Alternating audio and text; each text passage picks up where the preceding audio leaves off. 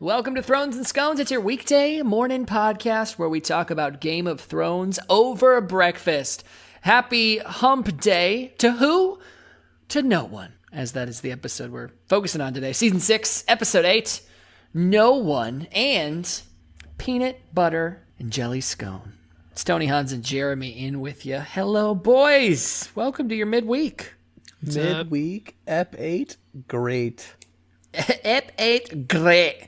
Great ep. Great ep. Not just an excuse to break out the terrible Scottish accent. Yeah. It is a great episode. It is, it was so good. And we knew it was coming from last episode. And I honestly thought this was worthy of like a season ending kind of episode. This was enjoyable to me. It was pretty good. To remind the people at home and maybe ourselves here in this room, I have a brief plot synopsis from the fine folks at gameofthrones.fandom.com. Would you like said wiki? Does this one have any like full sentences, or is it literally like 6 words? It's short sentences, and there's 4 of them. Oh wow, good. But they are full sentences. Let's see. Some of them even have multi-syllable words in them. Oh, shit. Why don't we do your favorite cartoon character voice? That way we can guess who it is. Yeah, that's awesome. I was just thinking like cartoon characters would be good. Cartoon characters. Yeah. Yeah. Like Pinky in the Brain, you know? Bart Simpson. Okay. Give me a sec. Peter Gryffindor. We've already established that that's going to go poorly. SpongeBob was so good. They're so terrible. The laugh is spot on, though. The laugh is so good. It's because my regular laugh is also so annoying, so I know like where to come from. I'm kind of blanking on. I love throwing how we throw you under the bus literally every episode at this point. I know, it's terrible. Did you do Patrick Star? I feel like we already did, but I can't remember. I think after I failed at SpongeBob, I tried Patrick. I think we did try Patrick. Yeah. You try Mr. Krabby or whatever his name is, Krabs. Mr. Krabby. Mr. Krabs. I could try that. The boy knits you a sweater of tears, and you kill him. It's just a pirate voice. It's really. another pirate, that's the thing. Yeah. While Jaime weighs his options, Cersei answers a request. Tyrion's plans bear fruit, and Arya faces a new test, getting her hands on me formula. Perfect. There is a lot to tackle. You wouldn't guess it from the wiki, but a lot happens in this episode, and as we've said, some good stuff. Hans, how about you take it today? Where would you like to begin? I think we gotta start with the Hound just fucking shit up. Fucking yeah. Best part. Kill it. So, I will be honest, in a scene that I did not think was particularly well done as far as an effects thing goes, where he basically comes in and just decapitates someone with this blunt lumber axe and their head goes weirdly flying. I thought some of it was a little excessive, but like when he hits the guy in the balls and then just like embowels him upon the floor, which is not a word. It was great. It was pretty good. Yeah, it was awesome. Especially with that that cliffhanger ending from the last episode, where he just grabs the axe and you know shit's gonna go down. And you're like, well, maybe he's just gonna go chop logs to get this stress out, as he's been doing for hours. I just wrote he tells someone they're shit at dying before killing him. Before killing him. Which I'm like, I missed you. You're so good. You and Tormund together, oh my god, I cannot wait. Hey, I mean, spoilers. But now we know he's at least got a little bit of a plan, because later in the episode he does find the Brotherhood, the ones he knows and the ones he's hunting and wants to kill. And hey, look, in a great turn of events, they want to kill him too. And they won't let him rip any more guts out, but they do allow him to get in on the hanging. And then steal the boots off the one guy. Yeah, some nice boots. I love how he kicks it, and the guy's like still twitching as he's taking the boots off. I'm like, awesome. Oh. And then, in a sentence I never thought I would say, the Hound also gives us our only good bad Juggly's moment of the episode. Oh yeah, I know he's good. Cock shot. Little, just whipping out the ween and whipping it back in. We get a little tip at the end there as well. Pinches the tip. Yeah, just giving it a nice pinch. And I hate to say it, the only reason I'm so quiet on this subject matter is I missed it. Must have been writing notes. You didn't see the... He's taking a piss. He goes over to the river to pee, and then it doesn't even pan, it cuts to the opposite side, where you're now looking at the whole scene from basically in the middle of the river, and you're like, what? This seems weird. They must be about to show his dick. And then they did. And they did. And you're like, oh, well, that made sense. Sure. Damn it. It was brief. It was brief, but it did happen. That's what the problem with those brief scenes. A lot of times they take you by surprise, and usually that's my note writing time. You know, in these transitions, I'm usually down writing notes. I gotta be more aware. So, Jeremy, was the Hound your favorite part? Yes, it was. a good part. It was kind of a dual thing for me. I liked that the Hound is back to being the Hound. Yeah. I liked his humor. I liked his bluntness. So that was cool, and it was exciting to have him back. But I still think, the whole Arya thing was kind of a badass part of this show. So we now have Arya now being taken care of by Lady Crane. So you're like, oh, she's going to be fine. Everything's good. And then, I don't remember how Lady Crane dies. I know that she gets like a chair like broken through her, or like stabbed with something, doesn't she? I can't. Wave was holding a knife, but then she was also like bent over this weird chair. So I don't know if it's just because she was standing on the chair that it was trying to make like, oh, she just fell and happened to land in a weird way. Yeah. After Wave stabs her. There was a chair and something in this part. Yeah, it was a little kind of confusing to try and make out what was what. The important part is that she did something to help Arya and she dies for it. Yeah, yeah. So she gets brutally murdered by a dude who we now know is the Wave, and then Arya like jumps out a window, and then it's awesome. Which looked like it hurt. Oh yeah, and that's why I'm saying I loved it. I love the franticness, and yet the entire time we're like, oh well, this is fucked up. Like she's fucked, but then she goes into that like dark cellar area and has like the candle lit, and you're just like, oh my god, she fucking planned this. She fucking planned this entire moment, and then the door shuts and like she blows out the candle with the needle, and you're like, fuck yes, this is cool. Although I kind of wish I would have seen Wave die. You know? Yeah. I kind of wanted that battle. I wanted some redemption.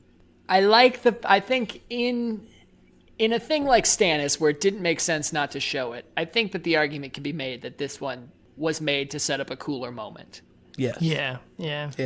It would have been awkward just to all of a sudden the second she like swipes the candle and the lights go out, you just hear flick. It's like the night vision. I thought you were trying to make the lightsaber noise. No, I don't know how to make either, clearly. But the like night vision noise, and then you just see like the green, and then see the fight scene play out.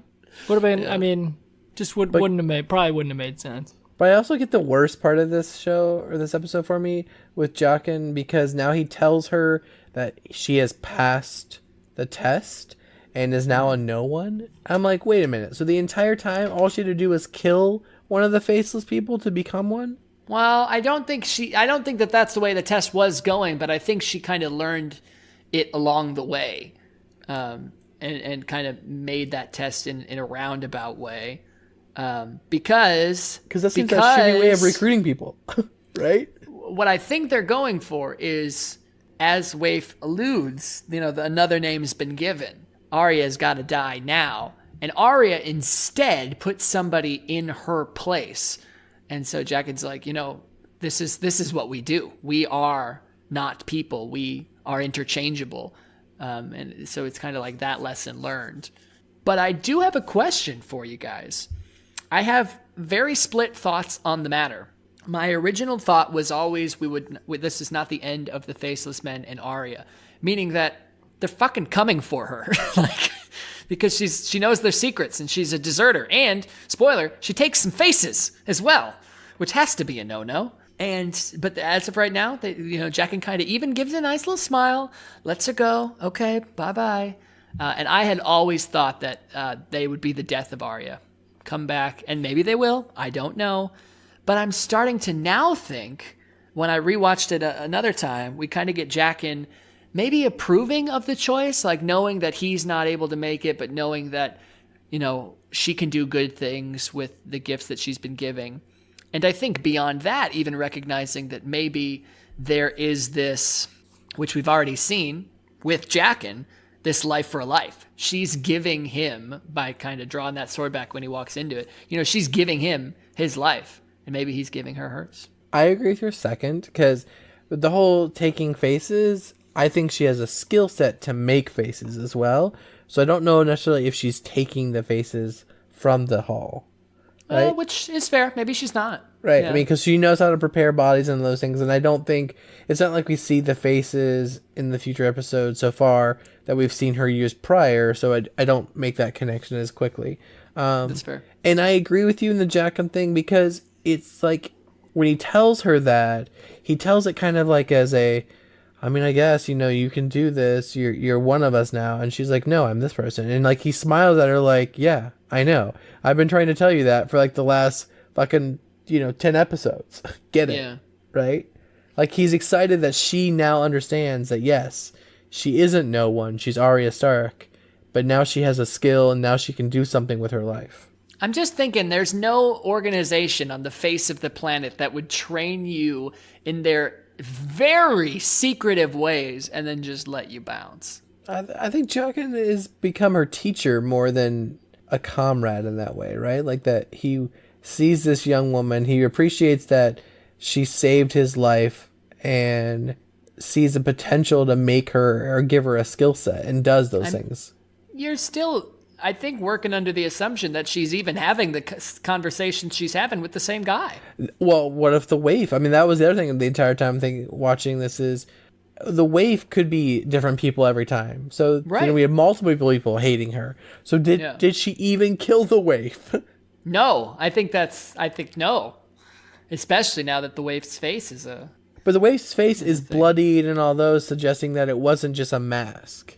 No. I think it's actually, from the face's perspective, yeah, we killed. But we also know that they had a waif mask. I know, that's what's so fucked up, that it's not necessarily, it doesn't stay to those rules, which I think is more TV than actually the rules of the game, right? Because I would argue that they wouldn't be able to make a waif mask without the waif being dead. Yeah.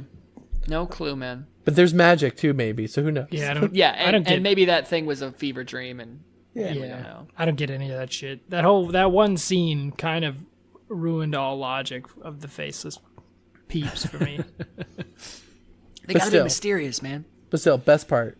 Those two combined made this episode fucking great for me. Yeah, and we're not done. There's still even better. There's still some good shit going on. So yeah, I think I probably have to give it to the Arya scene, just because that's been such a long time coming. That was a good payoff. Yeah. Like I said, I would have liked to see the death, but I thought the way that they played it out was very cool. So I think that'd be my top part, followed very close behind with that hound scene. My least favorite part of the episode was River Run. Didn't even hate all of it. I hated the stuff with Jaime. We get him meeting Brienne again, which is a reunion that we've been looking forward to. We get him talking with Edmure, who is a character I have literally never given a shit about and continue to not give a shit about as he continues to make stupid decisions. Although this time I at least understand his motivations. But we're back to stupid Jaime. Now that Cersei is in the equation, now that the one thing he was kind of sticking to even around her that was like maintaining his honor is gone. He is under her thumb, and every decision that he's made is, and he freely admits it, is just based on getting back to her and furthering that thing. And we know that just leads to stupid stuff, and I feel like we've just taken such a backseat to the progress. There's like one nod, or more aptly, a wave in the episode that makes you think that like not all is lost for Jaime right at the end as Brienne's leaving. But I'm just kind of sick with the back and forth. He made such great strides. Yeah, I think that Jaime's scene especially is like, it's just disappointing. Yeah. We've become such, I would say, bigger fans of what he's done, and even besides that one moment, he's been still enjoyable. And now this entire section for his story, you just feel like, oh fuck, like you're an ass again. I thought you had grown, because this is like really frustrating when you like make huge growth as a character from a standpoint of both morals and like goals, and then you're just like you forget all that for this. Like, why? Yeah. And the ass thing I'm even okay with. When they walked into camp in the last episode or whatever, or the one prior, and he kind of messes with Bronn, and then he goes up to the phrase, and he's like just laying into them about how they're not sieging properly, and about how to do this, that, and how he's like, what would you know, if I said I was going to hit you in the face, and then he just breaks that guy's nose, like that, I'm all for. That's fine, yeah. That was great. That's a general, right? That's him being a leader. Yeah. But then the stuff with the Blackfish, the stuff with Brienne, the stuff with Edmure, which might have been actually the only somewhat redeeming conversation in the whole thing, just seemed a little meh. And it almost seemed like this whole thing, because it didn't really lead to a good arc for Jaime. It didn't really lead to anything for Brienne. She just turns around and goes back. Yeah. All it really does is kind of get one of the what ifs out of the way. So in this whole thing where Jon and Sansa are kind of starved for resources and friends, one of the big ones is, oh, well, hey, the Blackfish is around. Let's find a way to kill him so that people can't say, well, what if? Yeah, and I don't like how Blackfish dies. I don't agree with it.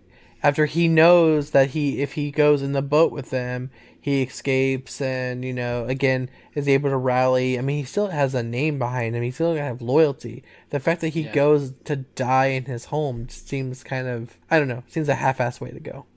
I would have gotten it if the scene like 2 minutes prior didn't happen. Where if it was a thing like, hey, this is my home. I'm not going to run while my men stay here to defend the castle. But no, his men went around his command to open the castle. Exactly. To what he knew was a trap. Yep. And so, I didn't think it made sense that he didn't go. I get that he's old and tired, but quick trivia for 10 points, Hans. What is the Blackfish's name? I have no idea. Jeremy? No. I'll give you a hint. His last name is Tully. Is it Ed? No, that's the one guy. It's Brendan. Brendan Tully. Brendan. More of a bro than you would have imagined, right? That's a bro name. Yeah, bro. Brendan. Yo, Brendan. Brendan, bruh. But anyway, You got that black fish, bro. Like, oh yeah, it's dank, fam.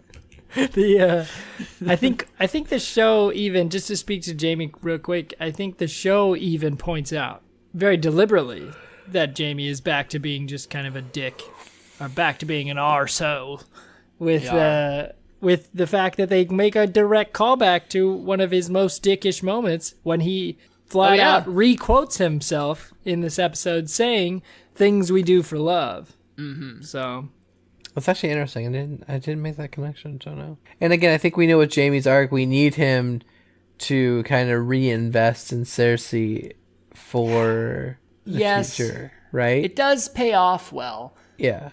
But I don't think it's set up well. Well, like, what the hell has she done to, like, just exist? She's just existed? Sweet ass. I guess, man. I guess. Marine, I think, is the only stuff we haven't touched on in the episode. We get another kind of weird, awkward conversation with Grey Worm, Missandei, and Tyrion that I kind of thought was funny, if a little long, where they're just sitting around trying to tell jokes. I kind of liked it. Yeah, it was funny. I liked Grey Worm and Missandei flirting throughout it. Mm-hmm. And then they feel the earth move under their feet. And Marine is being invaded by the slavers. Cool. But Dany's back. Dany with a dragon. who then dragon. immediately Hey, flies you away. don't know that. You didn't see the dragon. Maybe she just put on some pounds and she was walking on the roof. Whoa, You do see the whoa. dragon. Oh, do you? Yeah, you see it fly away. And Oh, you do Yeah. see it fly away. Yeah, shit. You're right. Okay. I was like, I put dragon back, so Yeah, fair. And yeah, Danny probably confused. Like, yo, what's going on? I was gone for 5 fucking minutes, guys. Yeah, exactly. Mom's back, and they've got to figure things out. You guys fucked it up this badly. I think the other biggest thing, I guess, just to point out is back in King's Landing. Oh, we talked about King's Landing. That's right. Tommen scratching off that trial by combat. I didn't even write this down. See, you put that down. I put down the mountain straight up murder someone. Oh yeah, fuck. Just rips a guy's head off. Yeah, straight up murder someone. Oh. So that's what you That put was- down. I put down the blood. Well, I mean, did hold write on. that. I did write that part down too. It's two-pronged there because not only just rips barehanded a guy's head off, also takes like a mace to the heart. Oh, it's right. Yeah, he does his armor. Just with totally something. cool. Just a straight double puncture wound, unfazed. No big deal. No big deal. So, So what do you guys think is going to take to kill the mountain? Clegane Bowl 2019, obviously. Dun, dun, How is it dun. going to be done? If How does he die? I think we already talked about this, and it's got to be fire, right? It's got to be fire. Yeah, Yeah. we did talk about this definitely. No, but I'm going to throw out there for my prediction. I'm going to predict that the Hound sets his sword on fire to do this. Ooh, you guys, here, I've come up with the ultimate theory for the end of the show. When you got so excited, I thought Jeremy got hit the daily double or something. I know. I was like, you agree? Lord No, of Light, I think that's fire I think on that's sword? legit what happens as well. Sanders got to conquer his fear. Exactly. Fire. But no, for the actual show, episode 1 of season 8, Danny dies. Danny gets killed in the fight. Just a stray arrow as she's riding the dragon because she's cut it close a couple times. I want the realism to come back in. Arrow right to the dome. Danny falls. Jelly's up a bit. It's rough. Everyone's super sad. The Night King raises a fireproof Daenerys Targaryen. And he has the Game ultimate white. over. She can't die because you can't burn her. That's racist. And then she takes a. And then she. WIGHT. Daenerys Targaryen, the ultimate white. Not what I meant. Oh. Anyway, and then she just one by one eats everyone else in the show. That's the rest of the season. Game over. Did you guys see that the run times? This is a little bit ago now, but the run times are leaked. I didn't look at it. Supposedly reported. Are they long? Are they short? What's going on? Do you guys want to know? Is that spoiler? I don't. If you have the information, I will take it. I absolutely do know the information. It's kind of what you'd. I mean, it's similar to the 115s? 7th season, where it's like most episodes are like hour, like our normal eps, and then like the first couple episodes are an hour, and then it progressively like starts taking a little bit longer as we get into the last 2 eps, which the last 2 eps are 80 minutes a piece, and then I think like third to the last is like 70 something minutes. No like 2-hour eps or anything though. I kind of expected at least an hour and a half for the finale, Yeah, Me yeah. too. The back to back last episodes are 80-minute run times. So but That'll probably be an hour and a half on HBO. someone made it. I saw like in the post. I think it was IGN or whatever. They said for the whole season. They were saying like, yeah, some of the episodes are getting a little long. They said the entire season is still shorter than the Lord of the Rings trilogy. it's true. That's true.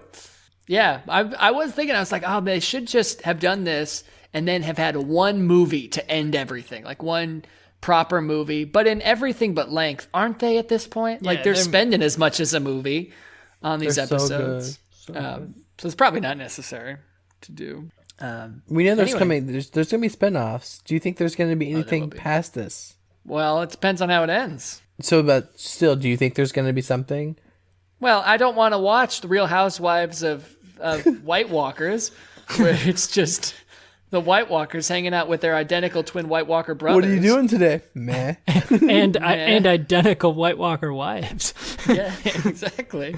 I can only watch that for so long. And by so long, I mean probably at least 9 seasons. 9 seasons, right? Yeah. So I think that everything, correct me if I'm wrong, that was pitched to HBO was specifically prequel stuff. Yeah, that's everything I've seen has been prequel, which I'm cool with. Or I'd like to see, it's just like with Harry Potter, I always wanted to see other characters in that world, other stories happening, you know? I do hope it goes the way of, like, use the world that's established and that people like to tell a cool story. Don't use tie-ins to characters just so that you can, like, be like, oh, like, I recognize that. Like, that's not what I want. No, Right. Definitely Whatever not. show is about to come. But what I do want is a quick little review of a peanut butter and jelly scone. Hans Richard Scherenberger. Is this true? It is true. And in case anyone had not Like found, you're scolding him for anyone had having not a scone. found me yet. You didn't have to own up to it. You could have been like, that's not my middle name. What? But anyway, yeah, peanut butter and jelly scone, homemade, fantastic. Also, I think you're also giving a lot of credit to people to believe that they can just out of the blue spell Scherenberger. That's true. You're safe. You're safe for days. Well, I'm glad the scone was good. I'm glad the episode was good, and I'm glad that we got to talk about it here at 4:45 on Wednesday morning before we all started Right our before we days. start our day. Indeed. We'll be back same time tomorrow with season 6, episode 9, Battle of the Bastards. Speak about a movie in an episode. We'll be hitting that then, though. For the meantime, we will leave you for the rest of your day with this question. Are you down with GOT? You know me. Yeet. So, Tony, now that some of our more obsessed fans are probably going to seek me out and try and murder me, Sure. Are you coming prepared to from a defend? professional Yeah. at this, I need to learn how to defend myself. Oh, from violent attacks? Yeah. Sure. So You have a didgeridoo. Yeah, that's a I good- don't. that's a good question. That's probably the first place. You didgeridoo. Yeah, didgeridoo, the first place to start. So, I'm obviously at Terrified. work, right? I'm Yeah. going to be at work when this happens in the VA, which is relatively protected, I would say. Sure. But who knows, you know? So here's my concern with this: is there's always just a ton of people around. So obviously, like, at least if you're out at night walking down the street, you're out in the parking lot, it's kind of creepy. You got that one guy or one person that's just like conveniently walking behind you or in front of you or like a mile ahead of you that you're trying to get closer to very quickly just so you can better scan him and assess the environment and see what you're up against, obviously. And you got to follow him a little bit longer. You got to go out of your way to follow him just to make sure that he's not going to loop back around and get you, you know. You follow him pretty much all the way to his apartment, take down his address, figure out where he lives. Just so that he can't be creepy. Yeah, stay there a little bit, scope it out, just so he can't be creepy. You know, make sure he's a good dude. Exactly. Okay, You're so I speaking get my that. language. I get that, but I'm at work. Obviously, I got a lot of other things going on. There's so many people there. I can't scope everyone out. So now, as I'm walking down the hall, just a big crowd of people, I just automatically like, what do you do in that situation when there's so many people? You can't just scope one person out.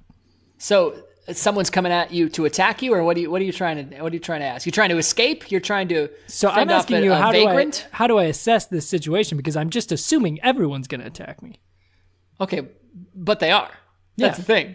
Yeah, exactly. You should be assuming everyone's going to attack you. But How do you prep for something like you're that? in a pretty specific situation, so you really just got to get a couple moves down. Yeah. Because you're in the VA, which, as you said, pretty well protected. Probably not a lot of weapons allowed in the VA. No, none really. But you know what there are a lot of in the VA? Old dudes. V's. Lots of vets. Yeah, which means there. everyone around you is technically a trained killer. Right. And they are ready to, probably yoked out, a few of them, and they're just ready to get after it. And let me tell you, people who like to punch, because there are better ways to start fighting than punching, but everyone goes for the punch first. And you should be a nice little quick jab to the nose, maybe to the throat, maybe to the balls, if you're really trying to go to knock them down. Right. But people like cinematic moments. They're going to go for that cross right hook to start things Always, off. of course. Because, props to that. If they land it, It's beautiful. it's going to knock you down. Haymaker, yeah. You're Yeah, done. so you plan for the cross right hook, and here's what you do. Fist coming at you. Thankfully, it's got that horizontal momentum, so you don't have to block the haymaker. You just have to get out of the way of the haymaker. And here's the great thing about the V's at the VA. They're working with brittle material here. So what you do, fist comes right across. All you do is back enough out of range. They will try to correct, which is perfect. But their reflexes are a little slow. So when they try to correct, they're going to move with you. That's when you grab their wrist and just allow them to move with you as you sidestep, bring your elbow down on their elbow, breaking their arm in half. Naturally. And then their momentum has taken them off of balance. They're going to kind of lean into you. You push back with that same elbow as you're still holding their wrist. You go right back with the nose, flatten it into their face. All right? If they're not done at this point, which, let's be honest, they are, you can then, since you still have them by the wrist, pick up said arm, bend it back, breaking it once again the other way and flipping them over your shoulder onto the ground, at which point, you're done. Yeah.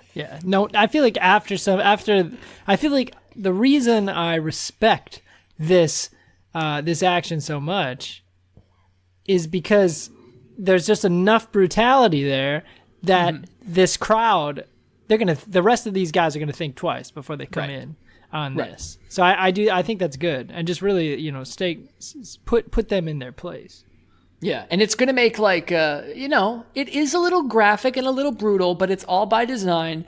You don't do it to be excessive, but the crunching and the cracking that's going to be made from this is it's going to get people's attention. Yeah, it needs to send messages is really what it is. Exactly, thank you. Yeah, and I'm always a fan of blunt trauma with objects no one expects to kill them. So you have pens all over you all the time in the hospital. True. So a pen in an eye is going to leave a mark, and it's going to send a message to, I broke your arm twice and I put a ballpoint pen in your eye. That's enough. Or a ballpoint pen in their balls, right? Because that sends another message. Yeah. I feel like I feel like a lot is going to go into ensuring that you hit said testicle. Oh, sorry, I should say groin. That's more. Yeah, I'm not against the ball. Really, anywhere you stab somebody with a pen, it will most literally leave a mark. Yes. So you could, if that's your goal. But yeah, I hope that you're safe. I feel like this has been a really good way to end this. It's been great. It's been great. These have been your fighting tips given to, once again, Hans Richard Scherenberger, Milwaukee, Wisconsin. And now this. So put it to the test, buddy boy. Let's see how you stack up. I'll see you tomorrow.